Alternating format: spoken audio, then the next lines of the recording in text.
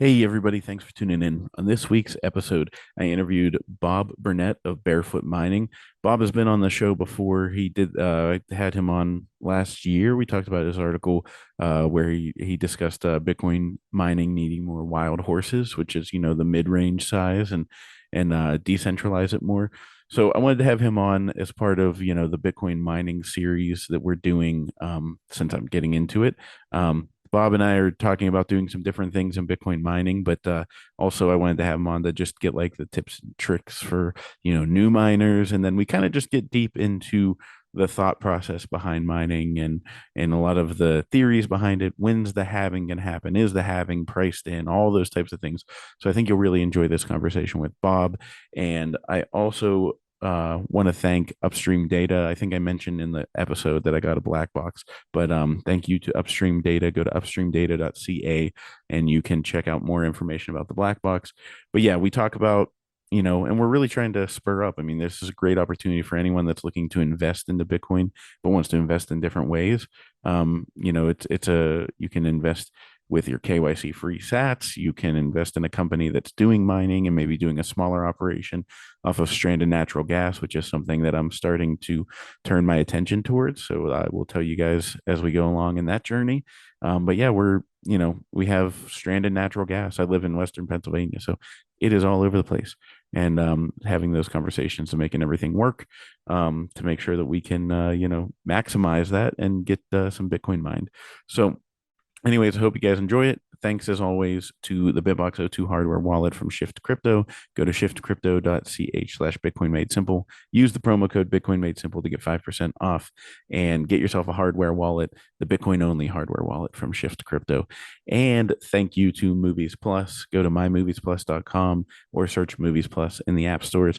There is 5 Bitcoin docs plus the Natalie Brunell Hard Money Show up there, and you can use the promo code SWAN to get 1 year of Movies Plus for $20. So do that. And thanks as always to Swan Bitcoin for partnering with us and getting that show out there, but also, the promo code. And yeah, if you guys have any questions, just email me, Bitcoin Made Simple podcast at gmail.com. Thanks. So the picture behind you, I don't think I have asked you about it before. Yeah. And we've done several Zooms. So what is that picture? Yeah. This is going to be difficult for the people So that are I'll just step listening. aside. I But don't know if anybody. Wait, I gotta go.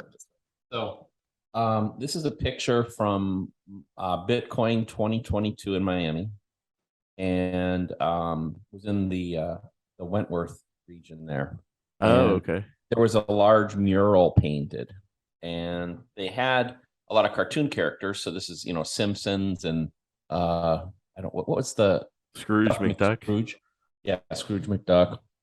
And he's holding the So we got the Bitcoin. laser eye Simpson, and then right there, that's my wife actually. Oh, nice. Right in front of it. Yeah. So uh she's a Bitcoiner too. Very um very passionate Bitcoiner as well. And she's in Yeah. the fitness industry. So loves getting her picture taken actually. So Especially at a Bitcoin event, right? yeah. But I loved the color. I loved the bee. I loved the laser eyes. Oh, yeah. It No, was that's really cool. It's funny it was because now really that you say it was at the conference, I'm like, oh, yeah, I remember that. But like just getting that little part of it, I was like, wow, did somebody like make that? Or, like thought maybe you had yeah. like somebody paint that up for you or something. No, Oh, no. We just used what was there. yeah. So it was really. I don't know if it's still there. I got actually going to Miami next week for Mining Disrupt, which is a big mining conference, and I know I'm having FOMO now because I didn't even know this conference existed until yeah, I talked to Steve Barber. And then I started looking, I'm like, oh my God, I should have been going. I should have been going. yeah, yeah. I'll be Yeah. seeing Steve there, and Yeah. uh, There's looks like some crazy stuff that's going to be there. yeah. Well, what happens, I think mining is kind of interesting. I guess since we're talking about this, in that I think in most Bitcoin conferences, um, and I go to several through the year, it gets relegated to kind of a corner. Mm-hmm. And, there may be a state. I speak frequently at these kind of events, but, we never get the main stage. We never get the, you And no, know, it's not the sexiest part of the business, that's for sure. It should well, be. I mean, that's a matter of taste. For me, Yeah. it is, but, but, but That's but for the people that have never turned on an S19 or a what's minor and seen it actually yeah, hum. yeah. Well, there's something exciting about that. And I think there should be more, frankly. I think it is it's the heartbeat of what we do. You know, we have nothing without the miners, right? And whether you're a guy running, a one S9 in your garage or you're a bigger commercial operation, part of that. And what happens approximately every 10 minutes is the essence of what we do. And the monetary system is controlled through that. And I think Mm-hmm. at a minimum, I talk to a lot of people, and I think a lot of people, even pretty ardent Bitcoiners, have a very cursory level understanding of mining and how it works, the issues that miners face, maybe vulnerabilities and issues that it will face. I think I see people spew some of the mantra like, well, it's important because it stabilizes the grid, or I think a lot Mm-hmm. of times there's a lot of people talking about things they really don't understand. And I'm finding that out myself because there was a lot of basically boilerplate statements that I said beforehand. And now here I am, like 3 months into Bitcoin mining and talking. I think like 50% of my podcasts over the last quarter have been basically mining focused. And yeah, I'm like, man, I didn't really know what I was talking about. Like, and it's gonna be a long time before I know what I'm talking about. But it's kind of like the article that I wrote for Bitcoin Magazine about like the understanding Bitcoin, and like you're gonna think you know it all right away, and yeah, then you're gonna slowly realize, oh, I don't know anything. Um, yeah, so with the mining, I'm trying to keep my mouth shut and just sit here and learn because there's a lot of nuance to it. yeah, Um, and it like, but I do love the fact. I mean, I tell people all the time, the one thing I do know is it is amazing to have that machine running and then just look and be like, wow, that is sending like no KYC sats directly to a wallet. And like all I have to do is turn that machine on. yeah. That's phenomenal. And there are things about the network that, like, here's an example. people people think a block gets processed every 10 minutes. That's Mm-hmm. not true. Mm-hmm. In fact, it's honestly never been true. The number of blocks mined at 10 minutes is minuscule, and it's Yeah. purely chance. That no, I might be slightly behind, so people out there bear with me. But the last time I ran the numbers, the average block time since the beginning was 9:41. Now that was probably I probably ran that early this year. Okay, Okay. so 9 minutes and 41 seconds. So, well, why is that? Well, it's because basically way the difficulty adjustment is it's a backward looking adjustment. So it says, hey, in the previous 2016 blocks, what was the average time? Well, on the whole, the network has been growing, right? Mm-hmm. So when it looks back, it constantly underestimates the next 2 week period or the next 2016 blocks. So that means it comes faster. So I think if you pull the math, forgive me, anybody out there that actually runs the numbers right now, maybe I'm off slightly, but what it really means is that on average, about 150 blocks a day have gotten processed instead of 144. So if you do 10 minutes times, which is 6 times per hour times 24 hours, that's 144. So that would be the normal blocks in a day. But because we've been running a little hot historically, it's actually about 150 blocks a day. Mm-hmm. But here's an interesting thing. We've just had 3 negative difficulty adjustments in a row. um, all kinds of factors, price being down, the Texas heat, there's different Yeah. factors. And so what's that done? Well, it's slowed it down. So we've actually been, so when you see a negative difficulty adjustment, what that also means is that in that 2016 block period, less per day are getting processed. And it might be, 130, 135. And so what's kind of interesting is, again, these are like, we're talking down kind of a layer to probably where most people think, but it's really not 10 minutes. It's really not every 10 minutes. And the ramifications of that in the grand scheme of things aren't huge, but the network's constantly kind of speeding up and slowing down. And right now it's slowing down. And so just as another, ramification, now I expect these negative difficulty adjustments are going to end, and the network will global hash will start increasing again. Mm-hmm. So, but about a month. So I have a calculator that I've developed myself where I predict global hash rate. And so for me, I predict the next halving at the very end of March, because I actually think we're going to see a fair amount of recovery, and then we're going to accelerate. We're going to see more than the 150 blocks a day, even will probably be like that.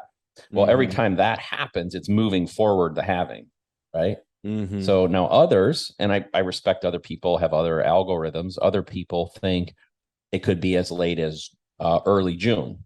So, and I think they're taking kind of more the present rate that it's running at and kind of projecting, maybe not much growth and kind of some some reversals, right? So if people shutting down and less miners or right. And so that moves the halving out. So, but I'd say, the halving somewhere in that window, the end of March to the early part of June. But if you're in the Bitcoin business, that's a pretty freaking important date, right? Yeah. Oh yeah. So, you're and so as a miner, I'm well, to a certain, as long as if you already have your equipment up, I guess it doesn't really matter, because you're going to be part of mining those blocks, whether they're coming fast or coming slow. Mm-hmm. But if you're a guy who hasn't got his equipment up yet, right? So you haven't started, you're really rooting for that June date, because you want as much time as to get possible to going get as in there. possible. So there are, again, we're kind of like things that probably only miners think about at, when you get down another level, but, big deals. Like, cause when you're looking at the ROI on an investment, and I know you personally, are involved in some things now, those affect your pro forma. And then, we can speculate, by the way, too, on what does it mean for price? Yeah. Because personally, I think that the halving has a big deal on price, and that we don't have to actually get to the halving to feel the effect of the halving. That the market reacts psychologically like it does to a lot of things. Like, just like if the Fed says if people think the Fed is going to raise rates or lower rates at the next meeting, the market reacts. The markets start reacting now. Yeah. Yeah. So we live in this world where people, what is that? Buy the news, or how does it work? Yeah. Buy the rumor, sell the news. Yeah, there you go. Buy the rumor, sell the news. And I think it's kind of that same thing for us, that I think people know the halving is a big deal. And so you'll start seeing acceleration as soon as it gets close.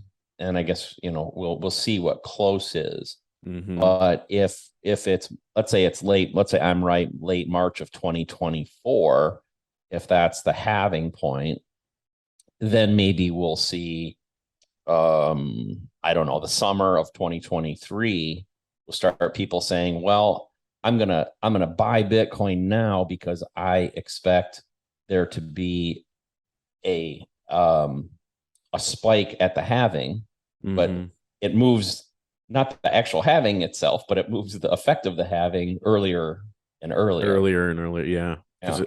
Yeah. people, I mean, as soon as the FOMO kicks in and Yeah. it starts ramping up. Um, yeah, it's interesting. Think about, because so when people say is the having priced in, if you're on Bitcoin Twitter at all, you probably hear that a lot. What Yeah. exact explain it in your terms what that means? Because I mean, I think I have my understanding of it, but I don't think I could explain it well enough. So how do you explain it? And I'm not saying whether or not you agree if the having is priced in, but the theory behind it, and then I'd like to know what you think. Yeah. Well, first, I guess, why does the having matter? Maybe, and Mm-hmm. and then, the having matters because right now the miners, we'll go back to the 10-minute block times. If there were 10-minute block times, and they're approximately right, that means that 144 times a day, 6.25 Bitcoin are being paid to the miners as a reward for their efforts, excluding fees.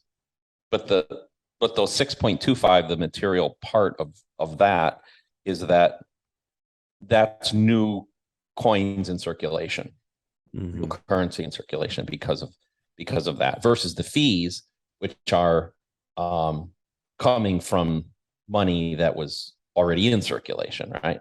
Mm-hmm. So when the halving comes, we'll go from typically 900-ish per day to 450 per day. So so there are a lot of people, myself included, that believe that the Bitcoin price is heavily dictated by the cost of production. Now, I also believe that, just basically it's, it's not 100% cost of production, nor is I think it exactly 100%, I guess, just market price subjective. I think they'd normally call it like marginal utility, or I think it would be the economics term, right? So Mm-hmm. I think the price is heavily influenced by the cost of production, because effectively what it means is that, like if you look at it from a stock to flow kind of perspective, and I'm Mm. not saying stock to flow like as a price prediction model, but Yeah. stock to flow as a mechanism in the um, as a moderator of the money supply. Mm-hmm. It now means that inflation just cut in half. The money supply is increasing by half. And it means that in my mind, it means that all of the Bitcoin that's already been mined effectively increases in value as a result by that slowdown. Mm-hmm. So, it's a complex thing. I don't think it's any one thing, but bottom line is there are also arguments within the industry, what is the current cost of production like for Bitcoin? Mm-hmm. Some people might say it's $8,000 to $10,000. I personally would put it more in the mid to high teens right now as Mm-hmm. the typical cost of production. We can talk about that Yeah. a Yeah. little bit later. But effectively that just doubles overnight, right? When the halving hits, boom, that doubles overnight. Yeah. So if you believe, that's my long-winded way of saying, if you believe that cost of production is a significant player in dictating the market price, well, it doubled overnight. Therefore, I guess, the logical extension would be, well, the price should double overnight. Or, Mm-hmm. and if it was, well, we'll just leave it there. Well, yeah. So when Yeah. people No, go ahead. so when people say this is the having priced in, this is kind of what I was getting at before. At some point we know give or take, let's say that 2.5 month window that I talked about when the halving's coming. That's what's really unique about Bitcoin. You know when that's coming in a pretty tight window. Mm-hmm. And if you believe some semblance of what I just said, that the cost of production doubles and it affects the price, well, if you're not a miner, the other way to play the game would be to buy Bitcoin early ahead of it and sit and wait. So this will be the fourth halving. So I think we're at a point where it's not going to sneak up on anybody anymore, right? Yeah. I didn't even know So, what the halving was until the day came last time. yeah, I had no yeah, idea. I understood. Oh yeah, they're printing money. This is a mess. Okay, Bitcoin does make sense. There's only 21 million. And I remember waking up and going on Twitter and seeing, like, I think it was Pomp, like, posted happy Bitcoin halving day. And I was like, what? yeah, What? All my Bitcoin's getting cut in half? Like, I thought the yeah, value of, what the hell is going on? And then yeah. I was like, oh, that's a pretty cool feature. Yeah. Um, Well, yeah, it's a phenomenal feature, and it's part of the brilliance of the algorithm is right there. But it goes back to a fundamental tenet of Bitcoin. We have a system whereby we know exactly what's going to happen with the money supply, and mhm. um, by block at least, and we can extrapolate within pretty reasonable time frames. When in real time, right? Because there's blockchain time or the time chain, and then Mhm. there's real world. In reality, it's tied to the time chain or the blockchain, but Mhm. but we can extrapolate it to the real world because the bounds under unless there's some sort of absolutely catastrophic thing, the algorithm adjusts. So if we lose a phenomenal amount of hash rate, like happened in the China situation, then the block time goes from 10 minutes, 9.5 to 10 minutes in that range to 16 to 20. It And then there's a slugs through huge that adjustment. 2016 set block.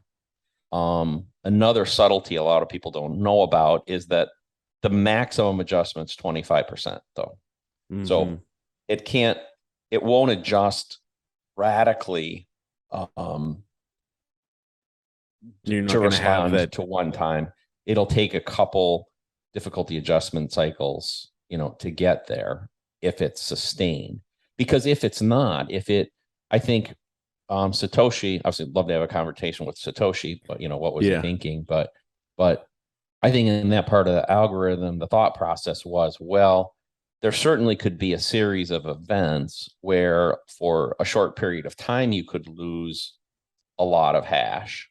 But then if you make the difficulty adjustment and then it all comes back too quickly, you can get a race where Mm. the blocks are coming too fast. They're essentially empty Mm. because there's if it Yeah, if there's no if transactions, the process. right, because well, just imagine a situation you just say you have X amount of hash, doesn't matter, right? You lose 90% of it. Now, um, you slug through and you get through. You make the difficulty adjustment, but you decrease by a factor of 9, right? Mhm. And so make it that much easier. And then boom, all the hash comes back online because maybe it was just ERCOT was out or something like that, and now it's back. And now what happens is the blocks, instead of coming every 10 minutes, are coming every minute and a half. Well, there's not enough transactions to fill those blocks. And so the money supply is being increased and nothing's happening, right? I mean, this Mhm. we're about proof of work, but I think a component of that, part of the work part that gets talked about, is transactions are getting added to the chain, and that's not happening because if Mhm. that so let's say that happens, then in that situation, then you revert, then you'd adjust back to the 10 minutes, right? Mhm. And that might happen in 4 or 5 days instead of in 2 weeks. So the good news is it wouldn't last forever, but the 25% adjustment helps a little bit mitigate that in that situation. Now I wrote an article in February for Bitcoin Magazine. You and I may have even talked about it in a different one called Satoshi's Heel, which is if you get into the really gory details of this, there are some vulnerabilities that the network has to watch out for, where so anybody that's interested in it, Bitcoin Magazine, search my name and Satoshi's Heel, and you'll find the article if you really want to get into the numbers. Post it, but it goes something too. Like, yeah, thanks. But it goes something like this. Imagine a world where the mining network got super centralized. Let's say there's 40 sites in the world, most of them in a place like Texas or a given location, a given kind of geographic proximity. And they represent 99% of the hash. Now, some event, this could be a natural disaster, it could be a government takeover, it could be an act of terrorism. There's a variety of different scenarios. Knocks all of that out at once, and it does it right before or right after a difficulty adjustment. So meaning that basically you're 2016 blocks away from creating an adjustment, and you've just lost 99% of the hash. So instead of 10-minute block times, you're going to have I'm going off the top of my head, it's in the article, but let's just say for argument's sake, 18-hour block times. And let's also say that the what I call the rabbits, the small, medium-sized guys and the horses, they've already been essentially put out of business, right? There's nobody else out there. Well, there's not even a little bit of hash to come back and fill the gap. So what happens is those 2016 blocks, instead of taking 2 weeks, approach a year to get through. And no transactions are being processed and added to the chain in that time. And so if you then think through, well, what happens with exchanges? It means, people can't get money off of exchanges. Another reason not to have money on your exchange, right? But yeah, you could have money on exchanges.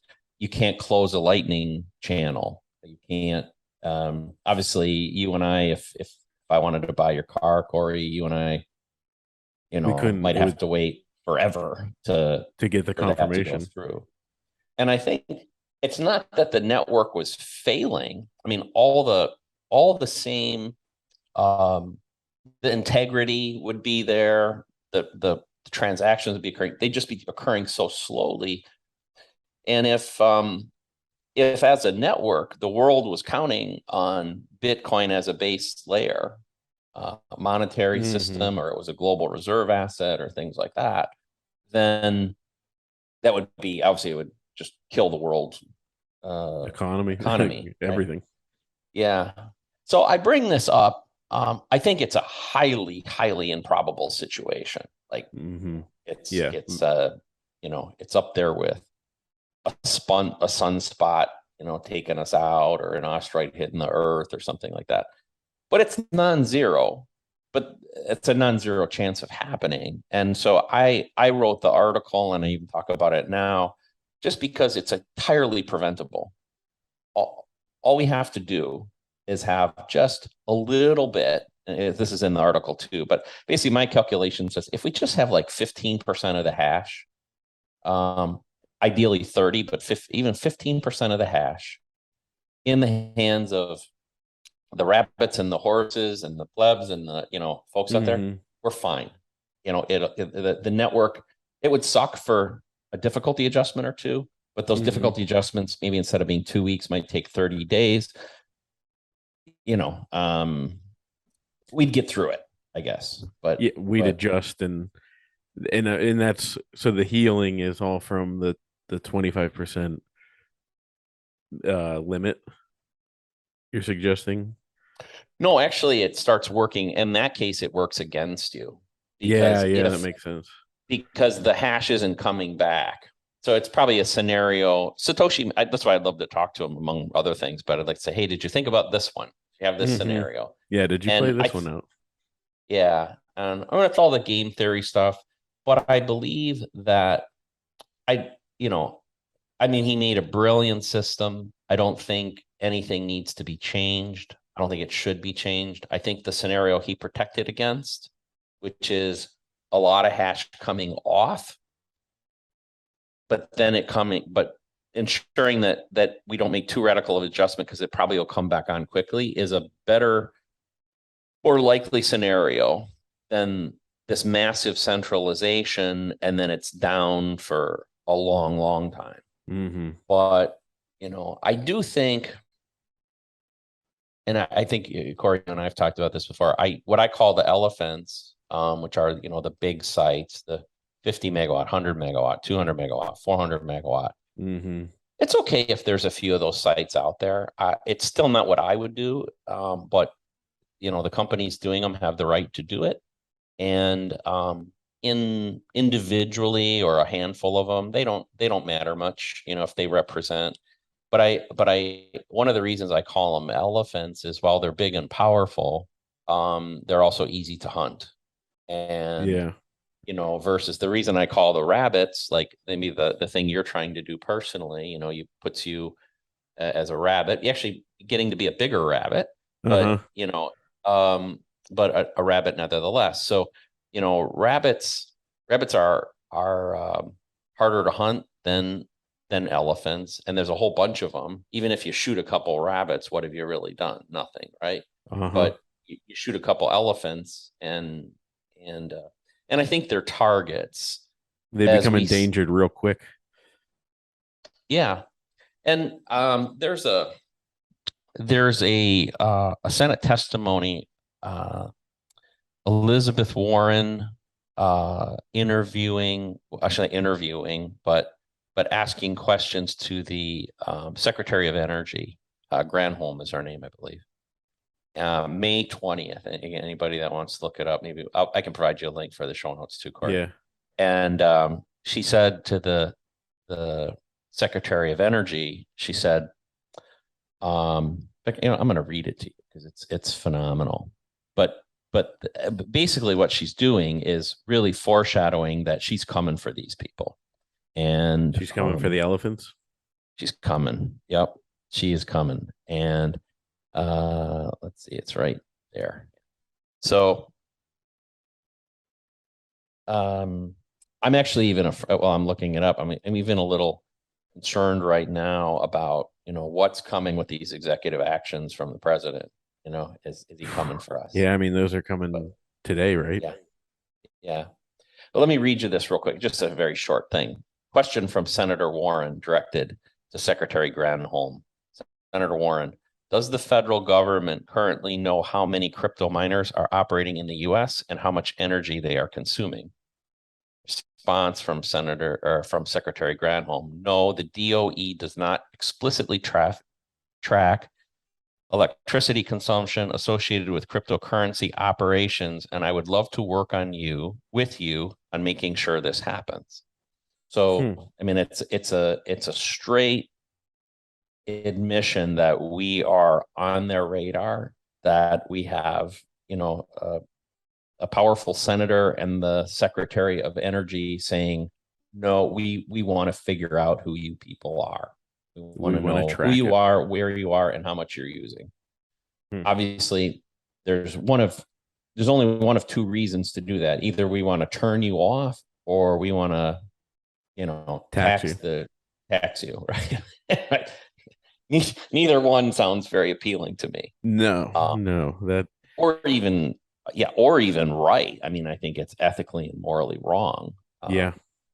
Yeah, no, they they can go pound salt for all I'm concerned. I mean, you know, you can't just the amount of control that they're trying to get um, over people is insane.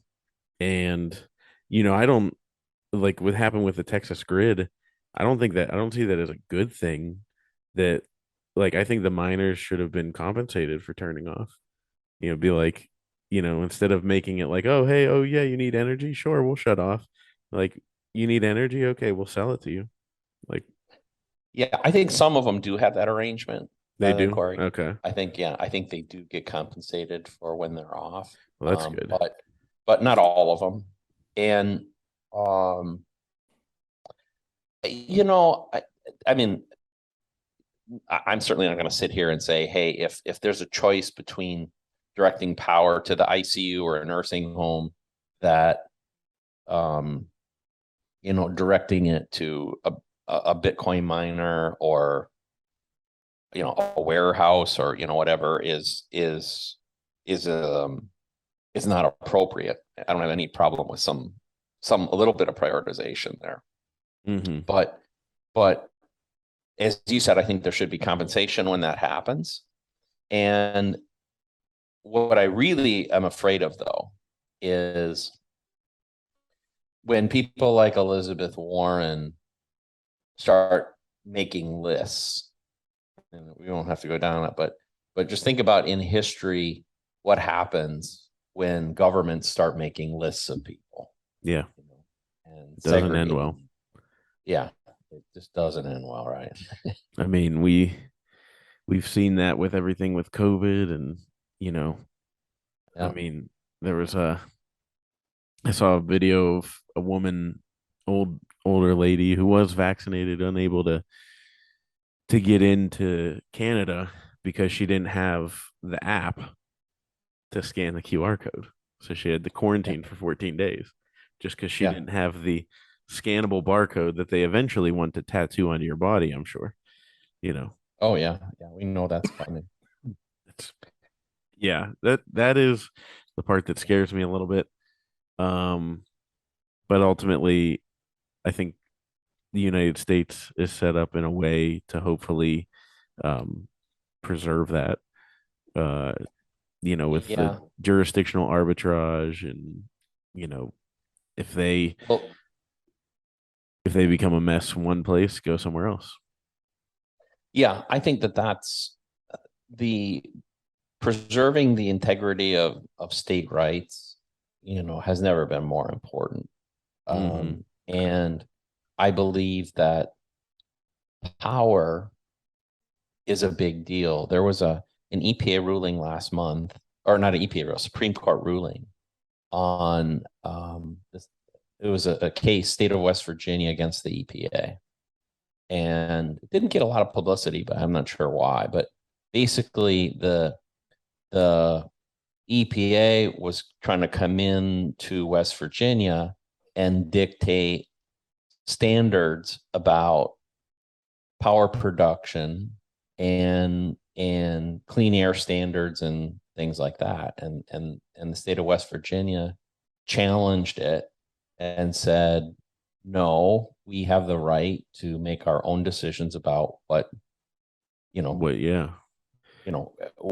How we're going to produce power and what the standards are. And they won, thank God. Because if they hadn't won, that would have set a bad precedent.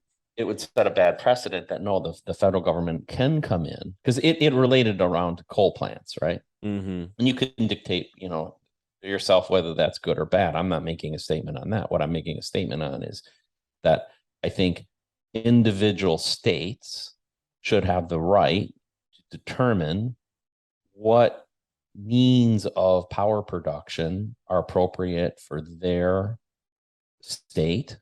Mm-hmm. And what safeguards, what standards make something clean or dirty.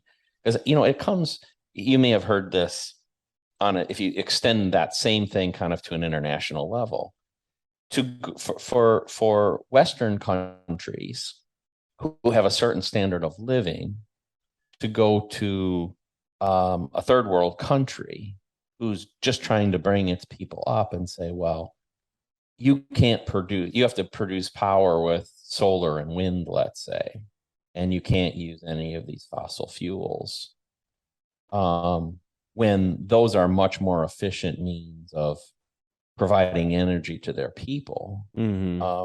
That's a pretty big moral judgment. I mean, that I believe, and I'm sure they will believe as a sovereign country that, no, we're going to make that decision ourselves. And if the carbon footprint increases because of it, or we have to live with a certain level of air quality, or whatever, well, hell, they have people burning wood in their backyard for heat. For heat and to cook their meals. So this is an improvement. You can't force us to these less efficient, higher capital expense forms of energy production. And I think that same thing extends to the states. Like, that's the unique construction of the United States is that same argument applies, I believe, at the state level. And and then at an individual level, for the government to track. So you're a miner now. So now, if you're off, part of the reason I'm a big advocate of off grid is because of some of the things we're talking about. But let's say you're a home miner on grid. Well, how would you feel if the government at stage one comes in and says, well, you know what, you're consuming 10,000 kilowatt hours per month doing Bitcoin mining, and 3,000 kilowatt hours doing everything else. We're gonna charge you 2x the rate on the 10,000 that we would on the 3,000, because we've determined that is a abuse of the system and it provides no good. Well, next year they might decide Christmas tree lights should fall in the same category, and then microwave ovens, and then pool heaters, soldering irons. Like where's the hot line? water tanks, Yeah, hot water heater is a great example. If furnaces. you don't need, yeah. So get your government sponsored blankets. Right. You don't need a So furnace. I think you can't. Yeah. So that's the scary shit. That's why I get passionate about it. There's a new organization that I've endorsed, and I'm on the board of advisors, called the Satoshi Action Fund, led by Dennis Porter. I was on a meeting yesterday with a lot of other, people passionate about this from other mining companies like Bitfarms, and people with government lobby backgrounds, people like Foss and Greg Foss and Lawrence Lepard. But we're all trying to fight this. And I think the way I say it is, I think what we have to do is, you don't want the fight to be, I'll say this to all of you, because all the people listening, because you'll end up in a fight at some point with somebody about this, right? About boiling the oceans. And I think, stay away from trying to argue about whether or not proof of work is better than proof of stake, whether or not Bitcoin uses too much energy or not, and make the argument about right to use the outlet in your house or your business as you see fit. Do you want somebody else to decide what the appropriate use of that energy is? And if you're arguing with somebody that believes that a central authority should have that right, then you're going to lose the argument. You're not going to lose the argument, but you're not going to make any headway. If you can convince them that, hey, this thing could go anywhere. Are you part of, like, I know in certain areas of the country, like, there's always that neighborhood that has all the Christmas tree lights. Like, if you take your kids for the ride, like, okay, well, you may find that really cool. And I have young grandkids now. To take them on a ride through that's exciting. Like, so how do you measure the value of that memory and that experience for them against the electricity consumption? I'm not capable of that. And as you said, Do any of us need hot water for our shower? Nope. Nope. We're all perfectly fine without it, right? In Yeah. fact, you could probably even argue there's health benefits of taking that cold shower. Uh-huh. But if you're willing to say that that not using the electricity to do that, or energy, some of them are gas eaters, but not using that energy to do that is the best thing because it stops global warming or it does whatever. I guess good luck to you, but me and that person are never going to agree. And where does it stop? Like you mentioned, prioritizing energy towards, nursing homes and stuff.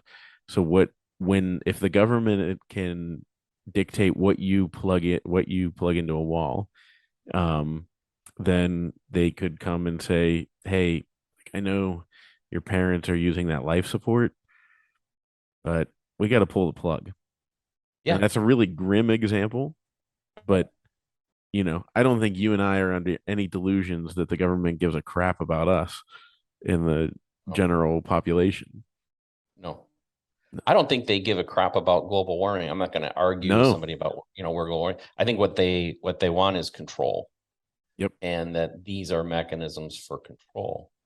And by the way, it extends. So the other thing is, so we talked about the outlet. There's a second piece, which is um, a Bitcoin mining system server is just a computer running software. That's all it is. Mm-hmm. So if somebody is going to dictate what software you can run on your computer, that a proof of work software running, the algorithm we use is not appropriate, but the software managing a proof of stake validator is okay, then is PowerPoint okay, but Excel isn't? Is the video editing software not okay, but the whatever, whatever Notepad is, it doesn't matter. But I mean, I think it gets into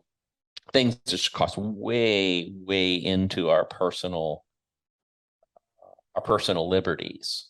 And governments, you go to the Patriot Act, you go to, the Patriot Act, temporary, but most of the measures of the Patriot Act are still in place. You look at the Bank Secrecy Act of 1970, which, for Mm-hmm. instance, it's the reason that there's $10,000 limits on cash withdrawals, but not that you can't do it, but you have to report and have all this record keeping. Haven't changed that number in 52 years. Um, Nixon, when he took us off the gold standard, was supposed to be temporary. If you read his speech, that was a temporary measure. Temporarily So, suspend the convertibility of the dollar yes, into gold. correct. And nothing, I mean, the one of the best lines is nothing is so permanent as a temporary government measure. Yep. Yeah, it's beautiful. It's, Yeah. So, I mean, ay, ay, ay. yeah. I Anyways, am, by the way, I am writing an article. I'm not done with it yet. I'm not exactly sure when I'll finish, but on this very topic for me, this is the top of my list of of I don't know if I have a better issues affecting Bitcoin. I'm more afraid of this than I am of anything, and so mm-hmm. I'm putting Putting um, your energy to my use bit. energy and my whatever you call my evangelism, my whatever, to fight these people, because I do not trust any of them. I don't think they're doing it for the right reasons, and No. I think that again, getting drawn into it, when I see it, I see people get into those arguments of, well, no, Bitcoin's actually good for the environment, and no, Bitcoin helps stabilize the grid, and no, Bitcoin proof of work is way better than proof of stake. They're all true statements, by the way. I'm not Mm-hmm. telling people they shouldn't know that, but those are the secondary arguments. Yeah, Go that's pushing that's letting them bring the fight to you. exactly, It's exactly. much better to it's much better to pick the time and place than for it to just show up on your doorstep. Yep.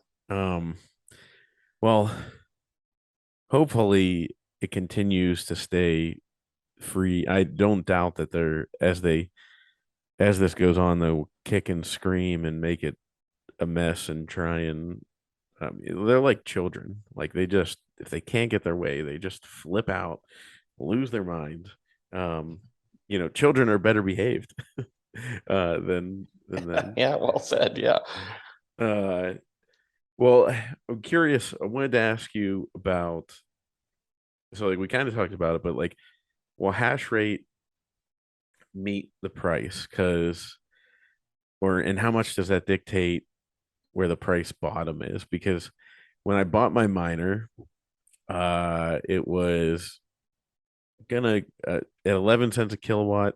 It was gonna make a profit of like $270 a month. Currently, I think last month it made a profit of like $20. Um, so we're getting close to that number. And now at the same time, I'm a hodler, so I'm not converting it into cash. Yeah. So it's just kind of opened some theories in my, or maybe let me experience theories firsthand where I'm like, you know, if you're hodling, then this should actually drive the price up. And miners selling coins at the top might actually do the opposite. So it like sets the bottom. Maybe it sets the top too, because you're like, hey, we have some huge, expenses to pay off. I don't know. I'm just curious. Yeah. Yeah. Well, interestingly, I think we talk about the public miners for a minute. Not all of them, but some of them were forced to sell at the bottom. Uh-huh. And so I'm not being critical of anybody, like I said, but it's always been a concern of mine that this would happen Mm-hmm. because in June, it was Core that had roughly 8,000 Bitcoin coming into the month and left the month with 1,000. And I'm not saying specific to Core. We'll just say this in general. Some of the mining companies have they've leveraged their mining equipment for loans. So it has somewhat of the same effect as people that have bought Bitcoin on margin. You know, Yeah, those loans need serviced. those loans need to be serviced. And so if let's say they bought mining equipment using leverage last fall, early winter when prices were very high, then and maybe they got a 50% loan to value ratio, 30% loan to value ratio, that they had on it. But then we go from 60,000 to 20,000 and they've lost, and the mining equipment fell at least in parallel with it. Well, they got a big problem, right? Now they don't have enough money, that loan to value ratio. Some of them also had made commitments, long-term commitments to buy mining equipment back in those time frames and locked in prices. And normally they're buying way less than the plebs, right?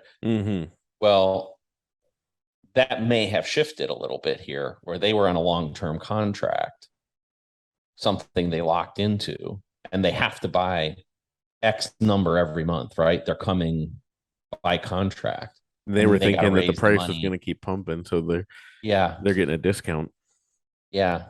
And now, that bill is coming. Now they're not really getting positive returns on their mining revenue. And, they do what anybody else did. Well, you got a sick, I'm not, it's just the way that they're organized. And if what they haven't done in terms of treasury management have done things like, bought some puts, got some puts, or got some downside hedging, which to my knowledge, few of them have done. But anyway, that's the bottom line is they have to pay, right? And so you end up with a group like Core, which I'm sure didn't want to sell 7,000 Bitcoin, but had to sell 7,000 Bitcoin. And, happening in parallel with Luna and Celsius and Voyager. And now we know Tesla's out there. All Yeah. that shit is happening, simultaneously. And it just, it's hard. We're not a huge miner. We're pretty, you know, we're bigger than I would say, we're bigger than small, but we're definitely not big enough to be big. Yeah. Yeah. And but same as anybody else, our revenues are down. We're keeping our head above water. We're still profitable, but dramatic change, Oh yeah. in our situation. And we have bills to pay. We've had to sell a little bit. Mm-hmm. Didn't want to, but we've had to sell a little bit. However, there's opportunity too. That these prices being down on the mining equipment are an opportunity. So if you can come up with the cash, what a great time to buy. Oh, I know. I know. That's, that's something we've talked about. We're like, hey, this is a great time to go out there and pitch around and say, hey, yeah, if you want to put some money to Bitcoin mining, this is probably the time to do it. Because I mean, when I bought my What's miner, I think I got it for 8,800, and that was through Kaboom Racks. At it, like they're relatively, I mean, it's not a huge discount, but they're relatively just like slightly cheaper than what you could find if you're just Googling around. Um, but I remember, I think they were going for like 9,500 at the time. Um, what, last December, November, they were probably closer to 15,000, right? Like Yeah, 100 terahash machine was probably like 13, 14 grand. Now you can get it for like 5 grand. probably even less. Yeah. And so it's just, it, I'm curious. I mean, it works for me because I bought it with Bitcoin. So like I look at it as I was like, oh, like it actually, I got a better deal Yeah, because I would have had to sell I more Bitcoin understand. now than I did at up at the higher price. Um, but whenever you have expenses in fiat, and not everything's in Bitcoin, that that could be a problem. Um, Yeah. and yeah, I could see that. I mean, right now it feels like mining feels like I was like, oh, I just bought a really expensive DCA machine. It's like, oh, it's my dollar cost average, Yeah. with like a 20% discount or something like that, which still is good. Um, Yeah. you know, Granted, it feels like it's a lot further off of a ROI, but I'm not, Yeah. as concerned with that. I knew I was getting into, and I also know, like, we're what, year and a half, well, like 18, 19 months Yeah. away from the halving, so uh it's like hurry up and stack as much as you can now because look out. Um Yeah. uh have you guys noticed how exchanges are going insolvent and they are losing keys left and right? I've noticed, and that's why I have a Bitbox O2 hardware wallet. And that's why I recommend that you get a Bitbox O2 hardware wallet. And that's why I think a Bitcoin only wallet is the way to go. Go to shiftcrypto.ch/Bitcoin made simple. Use the promo code Bitcoin made simple to get 5% off, and you can get yourself a Bitbox O2 hard. Yeah, a lot of B's. So I'm just going to keep that in there because I do these naturally. Get a Bitbox O2 hardware wallet. It is easy to use. I mean, it's a touch screen. It's about the size of a thumb drive. There's a touch screen on it. Very easy to use. Secure your own keys. If I can do it, anyone can. And as Luke always says, it's sleek and sexy. So you'll like it. You'll be happy you bought it. And it'll be the best way to give yourself peace of mind when you go to bed at night, knowing that your keys are secure and in one place and not being rehypothecated by the exchanges. So get a Bitbox O2 hardware wallet from Shift Crypto. Go to shiftcrypto.ch/Bitcoin made simple. Use the promo code Bitcoin made simple to get 5% off. Do you have any tips for home miners, first time home miners, that when they're getting into it, because I've tried to relay some, but I haven't done it. Do you have any operating at your house? Not right now. I don't know. Not at my house. Well, I guess you have access to better energy. So, Yeah, it would be my commercial rates are pretty good. So, I've got a lot of miners, that I possess, but they're running in my commercial operations. I do yeah. have, a little USB one, that I got to fire up. Um, but advice to people, first, I really like the way that you thought about it. I think that's a very, advanced thought process. Um, and that's that, hey, you acquired the equipment for, let's say, I'll just use a number, right? It costs you 0.15 Bitcoin to buy your miner. Okay. Mm-hmm. And now, that same miner might cost uh zero point 0.2 Bitcoin. Therefore, Mm-hmm. you did better, right? I mean, that's a great, I think, step in thinking in Bitcoin instead of thinking in fiat. Mm-hmm. That's a that's a great way. Very few people would have advanced, I would say, to thinking that way. Mm-hmm. And I think, when I talk to people, uh, a lot, I'll say, the language of money, we're all monolingual. We've been, our native tongue is dollars. I And mean, yeah, so, around the world, everybody just says dollars. It doesn't even matter yeah, what your currency is. right. And and they I mean, even if they have a local currency, my wife right there, she's Filipina, and if we're in the Philippines, and, we're walking down the street in some market, and there's a guy selling flip flops, and it says 50 pesos. I can give him $1, and he instantly knows that 50 pesos is $1. Like, I mean, he knows that. He knows. Yeah. And he'll accept the dollar. So the language of value and wealth in the world is dollars. And so I think, where I am, I think where you are, those of us that have been around a while, we start learning the second language of money. Mm-hmm. And the more, like, being in the mining business helps you a lot. When I evaluate new mining opportunities, I present it to investors. I always present both a dollar pro forma and a Bitcoin pro forma. And I'm Mm-hmm. trying to push them, actually, as much as possible, to think in Bitcoin terms. So that's one thing. So as miners, think in Bitcoin as much as you can. Second thing, um, just like, when I give advice to people about buying Bitcoin, Mm-hmm. I always tell them, look at a 4-year horizon at least, lock it up for Mm-hmm. 4 years. I'll tell mining people exactly the same thing. Like, you, you know, you've made the commitment. If you get into it, you've made the commitment to it. Um, buy relatively recent technology. You bought I don't know, what did you buy? An M30? M30S plus plus. Yeah. So, buy technology like that if at all possible. I mean, if all you can afford right now is an S9 and you just want to play, don't look at 4 years. Think of Mm-hmm. that as education. That's an educational It's a opportunity that three is hundred not. dollar or $400 education machine. Yeah. Yeah, that's put that in that bucket.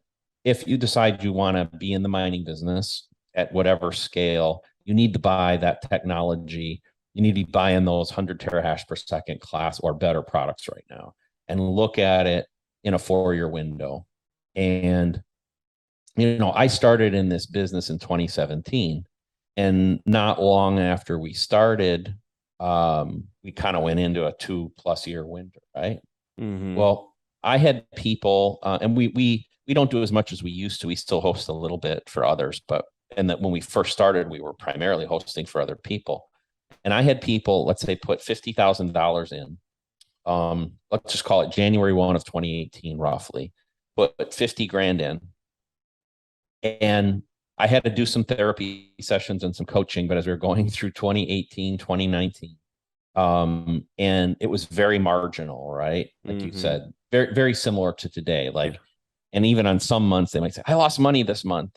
I said, no, you didn't. You just got to look at it differently, you know? And, um, the people that never panicked, the people that stuck with it by the early part of 2022, so basically 4-year cycle, 50,000 was worth $1 million.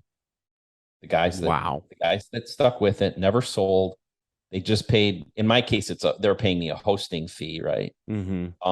They, you know, but you know, the guys that stuck with it, they 20x their money. So I'm not telling you that that's what's going to happen to you if you do it today, but there's a chance, and it's not like a 1% chance. There's a real chance that you get that same thing. Yeah. And if we You all know, know where the price of Bitcoin is going to go eventually, you know, if you look at a yeah, long enough time horizon, you yeah, know, it's like, oh, this machine's only making me $20 a month. Like, well, that's a bummer. yeah, Um, and then next thing you know, you're gonna next thing you right, know, you wake up one day and go, hey, honey, guess what? We're retired. You know, yeah, yeah, and and you know, also don't panic because the system's always kind of as a miner, the system's always supporting you a little bit mm-hmm, because if price stays down on a sustained basis, then the hash doesn't grow. So you get more Bitcoin. So I have different pro formas, right? So when I'm looking at a business opportunity, I run several scenarios. Again, I have my own global hash rate predictor. mm-hmm, But you know, I'll say, okay, if price is like right now, I'm looking at an October uh, startup of a new site, mm-hmm, and I have a what I would call a low pro forma where the price is in the low 20s in October, mm-hmm, and then I look 4.5 years out. That's my normal window mm-hmm. for one cycle of a mining machine. And let's say I have, like in that one, I have 92,000. So I think it's a very moderate, you know, we over the course of the next 4.5 years exceed the previous high, but only by a little less than 50%, right? Mm-hmm. So in my mind, pretty conservative. So no, there's another scenario that that by October we've rebounded to like the low 30s, and at the end of 2027, the price is at like 262, I think is the way that model works. What's interesting though is that and there's one in the middle. The first model generates significantly more gross Bitcoin because the at that price band over that time period, The less hash global rate, hash yeah. rate comes in. And because every machine I own, if I run it over that time period, we'll just take it. It's not that big. Obviously, it's not that huge operation, but let's say that operation in October represents 1% of the world's hash power. Well, I'm going to get 1% of the world's um, Bitcoin. Bitcoin mined in that month. And then I expect it to grow, but it's going to slowly decline as time goes by, and we're going to have the halving in that cycle. But at the end, in 2027, at the end of the cycle, when we decommission or expect to decommission the machine, the global hash rate is lower. Therefore, we still own a larger percentage of the world's hash rate in 2027. Hmm. But it's at 92,000, right? But in the second scenario, the high scenario I talked about, you know, again, we start at about 1%. Mm-hmm. Starting point's the same, but at the end, we possess, I'm going off the top of my head, so, but I think it's something like half as much hash as we would in the first scenario. But the price is 3 times better. So Mm-hmm. it's still better. The high scenario is still better than the low scenario, but the low scenario is not as bad as you think it is Yeah, you end up because with more Bitcoin. you end up with more Bitcoin, right? And if you're So looking on the long time horizon, that's always better. yeah, yeah. So the other thing I'm working on, actually, I got to bring a mathematician on staff because I've done some of this work in the past. But the other thing about Bitcoin is my models, in all honesty, like, it's not exactly a linear growth in price and a linear growth in hash. I've got some variability, but it's impossible for me to predict when the downturns will be, right? So Mm-hmm. we have two endpoints, and there's a curve upon which we get to that endpoint. Mm-hmm. Um, but the reality is going to be, I mean, anybody out there listening is going to know this by now, right?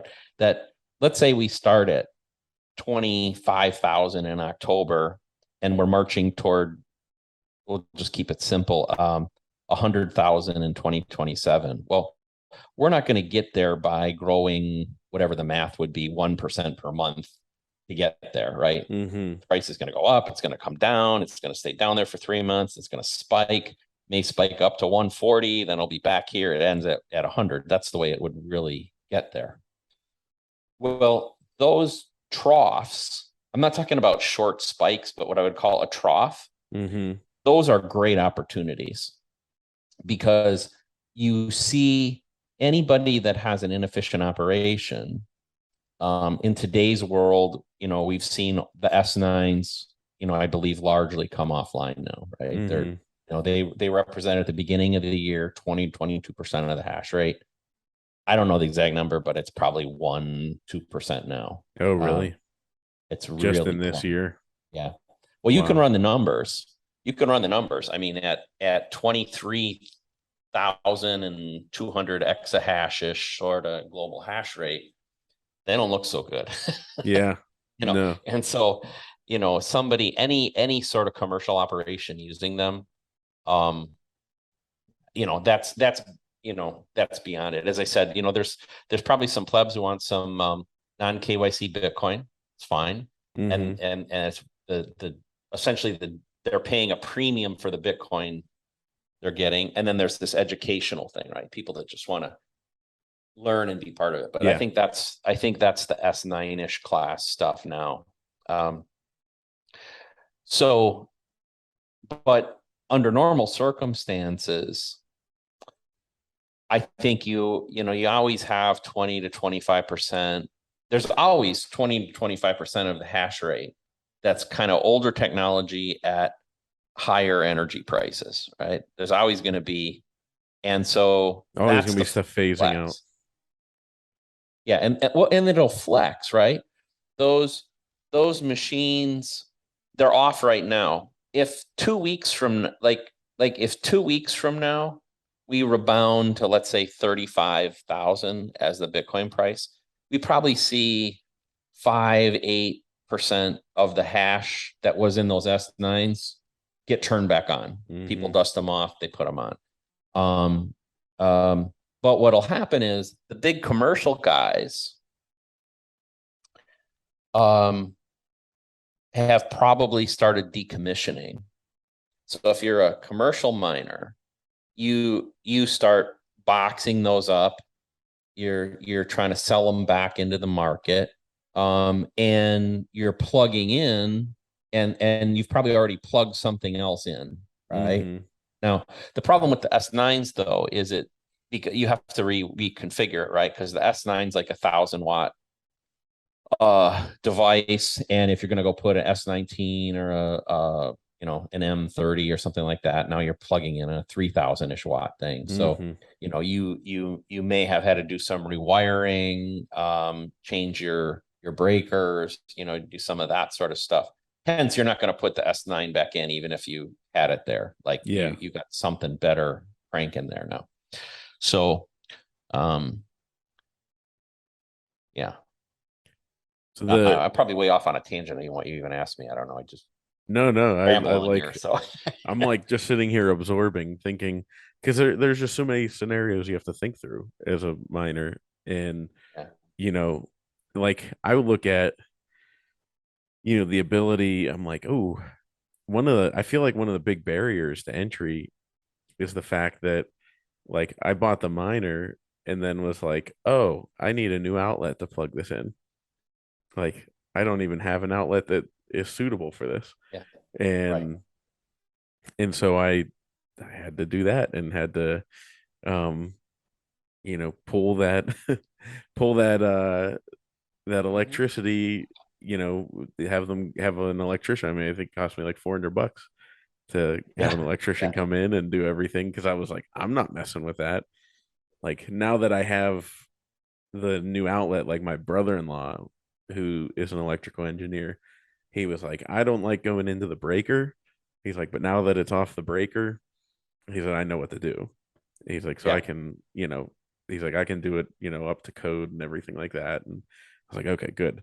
But if there was a way to take, I think I saw Adam O put something out where he was like, there's probably a few Bitcoin to be earned by somebody that could come up with a way to take a current S19 or something, break it down, and take the boards of the ASICs and turn them into like machines that could just get plugged into a regular outlet. Yeah. I mean, I think that's I, I think that's a lot of work. Yeah. I agree with the market need though. I don't think anybody's going to go through that much trouble. But I definitely agree with the market need that I think, the market needs a home miner that can plug into a standard 110 volt outlet, run off of a 10 or 15 amp circuit, and not, I mean, that there's, that will change. That'll be a game changer when that Mm-hmm. happens. I think that's best done as a ground up design, instead of trying to shoehorn and Old products and an old product. But I'm definitely in agreement with Adam, philosophically about what needs to be done. But it's no different in a lot of ways. I think Cory, my background's in the personal computer industry, and I started in that in 1986. mm-hmm. And in 1986, we didn't necessarily have to deal with that electrical issue, but we had to deal with all the usability issues and things like Oh, that. there's a And huge barrier to entry for personal computers in the 80s. yeah, yeah. And so if we look at the IBM PC, I think was in the very first, what would be considered a true PC, was introduced in 84. And uh, it took really the introduction of Windows 3.1, which would have been 93, I believe, maybe 92, um, to change the usability to where it went from a business tool used by professional people, very specific things. We only had a handful of software out there that we could use. Mm-hmm. If you were an accountant, you used like VisiCalc. If you were a somebody in journalism or something like that, you learned how to use WordPerfect. Yeah. That was all pre the Microsoft suite. And but once we had the GUI, once we had things, it was still not super easy, but that changed it, right? And then Windows 95, obviously in 1995, was the game changer. But that was an 11-year window, and I think we in the Bitcoin industry could probably expect that we're, I don't know, 3 years away from maybe a dramatic change in not only the hardware construction, but the setup construction and the maintenance and those sort of things. Because uh, it doesn't have to be as hard as it is, Yeah. but they're somebody putting the right time and effort. But the competitive forces haven't been there to date to make that happen. We got two companies in reality, right? Yeah. One the offshoot of the other, and Ooh, which um, one's an offshoot of the other? MicroBT is an offshoot of Bitmain. Really? Yeah, I didn't know that. yeah. There was a falling out. Um, I think it goes back to the block size wars period. Is micro BT or is Bitmain a big block? Bitmain. Bitmain's a big block. Bitmain was the Which one do you longer term. prefer out of the two? Um, Probably micro BT. That's what Steve Barber said, and I that's what I bought because Yeah, him, I think Adamo, Hodl Tarantula, they all said micro BT, get a what's miner. yeah. I think too. We also are the distributor for a company called Bitfury, which is a smaller player. They're a large European company. I mean, I mentioned that to you. Mm-hmm. They honestly, in terms of construction and reliability, performance in hot conditions, all those things, they're actually the best. But their energy efficiency is not nearly as good as the other two. So Mm-hmm. um, there's always trade-offs. Like in their case, it's cheaper to buy them, lower cost of capital for the same, like to buy 100 terahash per second system. They're cheaper, Mm-hmm. lower upfront costs, much more reliable, much more easy to service, work better in hot weather, but consume more energy per terahash. So, Mm. it's a trade-off. I think though, legitimate competition, which as Intel chips become more prevalent, very much like the PC industry, that will change. Yeah, it'll change the way So everybody. yeah, because it will allow others to come in, design systems in different manners. So for instance, like I am um I guess I can say I'm a professional. I've been doing, computer design since 1986.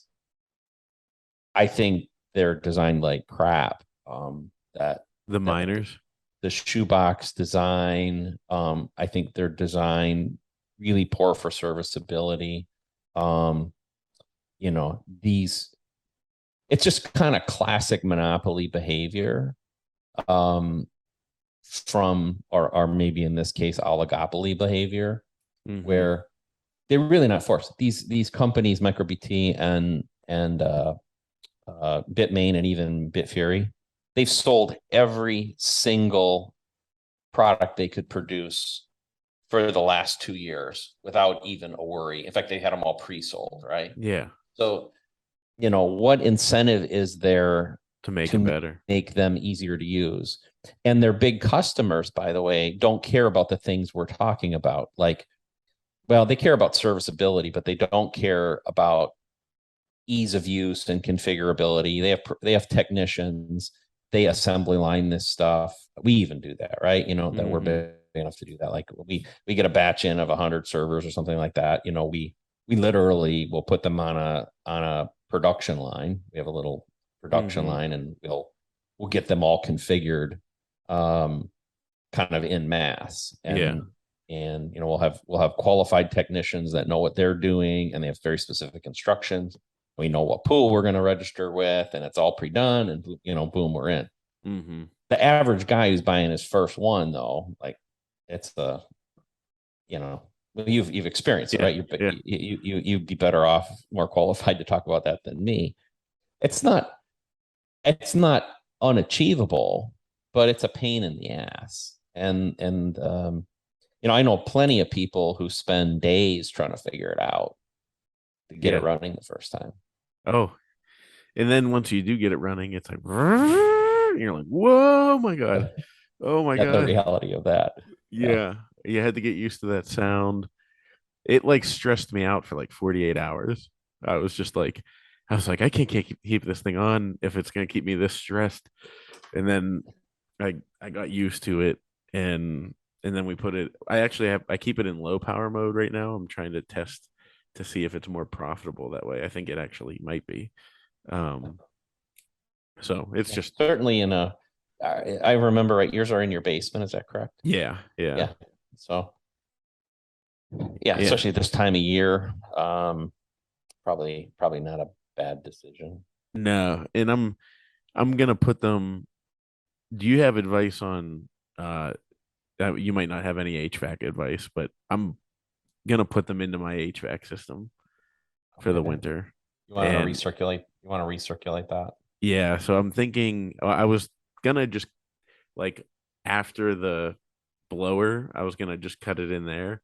But Steve Barber was like you'll be fighting the Yeah. air pressure. He said you probably Yep. want to cut it in On the before other the side. blower. Yeah. Yeah. I'm not Mr. HVAC. I'm just speaking as an engineer thinking about that. I think Steve would be right. And Is in that that area, because I would defer to Steve. I'm an electrical engineer, computer science guy, and Steve's a mechanical guy. yeah, he's So a mechanical I would, guy. and he's a friend and good dude. So I and he builds the enclosures and all that. So Yeah. I would take his advice for sure. But that's what makes sense to me to put it on the other side Is of the that blower. because is that because if you have it on the side where the air is going out to the house, it could a hole could like cause like air to be pushing against like the air would be like essentially trying to shoot out the hole that you're trying to shoot air in. Um, well, you're fighting the pressure. Yeah. So you're trying Okay, to, yeah, that's what I mean. Basically, like yeah, you'd have the air from your miner trying to go in, but you'd have air from the furnace shooting against it. yeah. And yeah. I mean, if you think about it as water, it might be easier to even, which is basically would be the Uh same thing. Just, and so like so I'm gonna want where it is to there cut lower in on the pressure, side. right? Where's there lower pressure? You want to be, lower pressure. So, Okay. Yeah, I think he I'm getting I have a, a black box coming in. oh, great. He said they're mainly for outside, but I'm gonna put it in my basement for the time being, Yep. just for noise mitigation.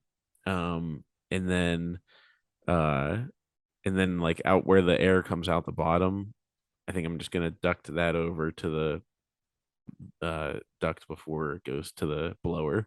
Um, Yeah. and I told my wife, I said, this could severely, this could significantly bring our bring our heating bill down because Yeah. like just from the one, I'm like when I initially turned it on, I'm like, I don't know how one of these can't heat an entire house. Like if we Um, put two on, I don't know exactly how big your house is and how far you're trying to, or how much air you're trying to move, but it could. And that was kind of bring it back to Bitcoin a little bit too. Satoshi, his original vision, there's a couple interesting things. I've studied this. Satoshi's original vision, he really never uses the word miner, by the way. yeah, what does It he call it? calls it proof of worker. Yeah. And um, his concept, that's the term he used. And a proof of worker, the machine or the person, his vision was people had them in their houses. It replaced, the term he used was baseboard heat. Like he Mm-hmm. talked about baseboard heat, like replacing baseboard heat, which is kind of an interesting thing because it's not as common in the US, more of a Europe. I don't know if that was Yeah. a sleight of hand by him Yeah. or Try to her. like throw people off the scent. Yeah. But um but it was also the miner, what we would call the miner and the node were one unit, Mm. typically. So he assumed basically, every miner was a node and every node was a miner, is the way Mm-hmm. he typically referred to it. So I think his vision, I think he knew, if you read some of it, I think he envisioned that, these data centers could come up, but I think he viewed the network primarily being tens of thousands and millions of individuals running these things in their house. And then, back to your point, Heating their they house they and would do it also because of, this benefit that um they could justify doing it because they were saving this money on heating too. hmm, interesting. It's a fascinating topic. I mean, Yeah. it's like the rabbit hole within the rabbit hole. Like, Oh yeah. you go down the Bitcoin rabbit hole and then you're like, oh, there's this other one over here. Let me check that out. It can't be that deep. Yeah. And then you're like, Yeah. whoa. Oh, I'm tripped all the way down. Um, well, Bob, I could keep going. But we'll have to do this again. I know we've done it before multiple times, but I know that the audience really appreciates the Bitcoin mining insight. And like I've said before, as soon as I said, "Hey, I'm getting into Bitcoin mining and I'm going to talk about it more on the podcast," I had hundreds of messages of people saying, "Hey, I'm really eager to hear. I want to I'm thinking about it myself. So Mhm. it's if this bumbling idiot here can stumble his way through it, then everybody can do it. Uh, But yeah, uh, where could people learn more about what you're doing and what your company's doing and they can follow learn you? about the company, Barefoot Mining at barefootmining.com. There's a Twitter account at Barefoot Mining, which is the company account. My personal account is boomer_BTC on Twitter. And look us up there and if I can help somebody out there a little bit, my DMs are open. I do my best to help people if I can. And Yeah. so Ignore all the how's your trade goings and you know. yeah, well, apparently a whole bunch of people want my help with USDT right now. Yeah, I've Uh, noticed that. Yeah, a yeah, lot of college kids that yeah, need, money yeah. for the funniest comment was somebody tweeted and said, I've seen a lot of the people that look like they're in our DMs at the conference. Maybe they're all real. Well, ironically, you can't see my wife is Asian, so it is kind of a funny thing that of all things, like That should be the joke that's how I'm you met married to her. a hot Asian lady, so I'm already blessed that way. So That's awesome. Oh, Bob, well, thanks so much for coming on, and I look forward to doing it again. yeah, thanks, Cory. Good to see you. Thanks again to Bob for coming on, and thanks again to the BitBox O2 hardware wallet from Shift Crypto. I will talk to you guys next time.